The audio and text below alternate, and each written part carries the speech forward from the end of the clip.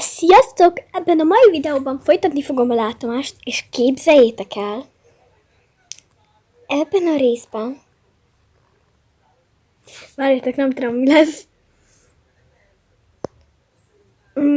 Hogy gondoljam ki. Jó, mindegy, kezdjük előről. Akkor, sziasztok! Ebben a mai videóban folytatni fogom a látomást. Igaz, nem lett meg még az 50 like az előző részre, de semmi baj. Eszembe jutott.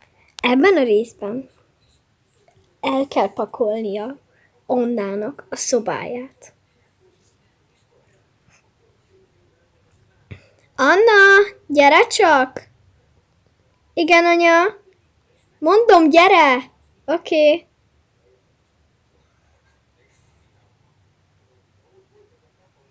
Mi az, anya? Most tedd le a telefont. Azt szeretném mondani, hogy jönnek át hozzánk az unokatesóink. Pontosabban a te unokatesóid, de már nekem nem az unokatesó, nem mindegy. Úgyhogy pakolj el a szobádba, mert ott fognak aludni. Az én szobámba? Biztos, hogy nem alszanak ott, anya? Hát... Bocsi, de máshol nincs hely. Anya, ott a te ágyad. Ebben még 2 ember is elfér. Az én ágyam, nézd meg, egy személyes.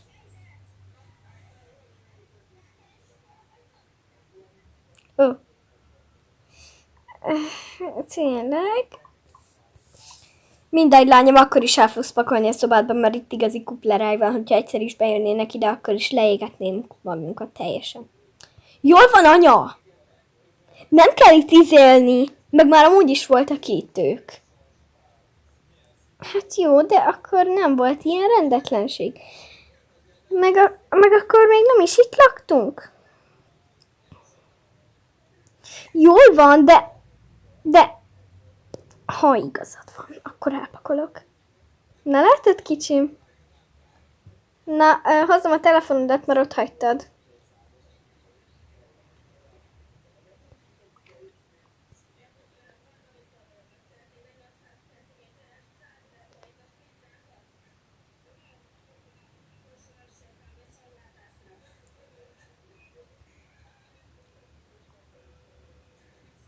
Na, megyek.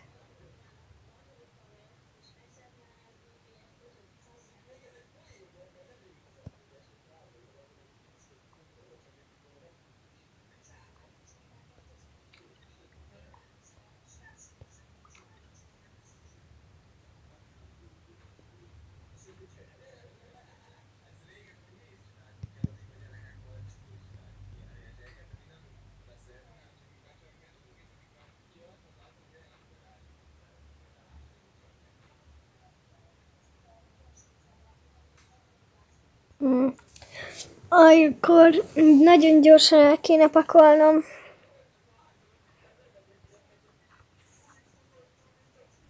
Igen, toltartomba. Ezeket a párnákat. Közel.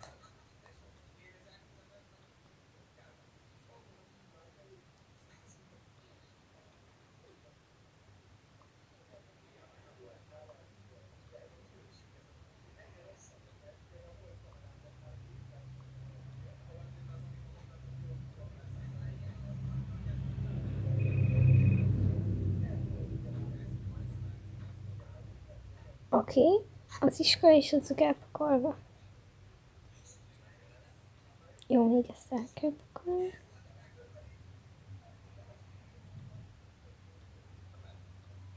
Ja, ezek itt jó lesz, ez is. Most őszintén hova tegyem? Az ágyam szerintem jó lesz úgy, a ruhás, kész vagyok. Ezt meg mondjuk kész. Na, anya, készen vagyok. Hadd nézzem. Jó, egyelőre most elfogadom, de máskor nem ilyet szeretnék látni. Ó, megjöttek neked a sonki. unokatesómék.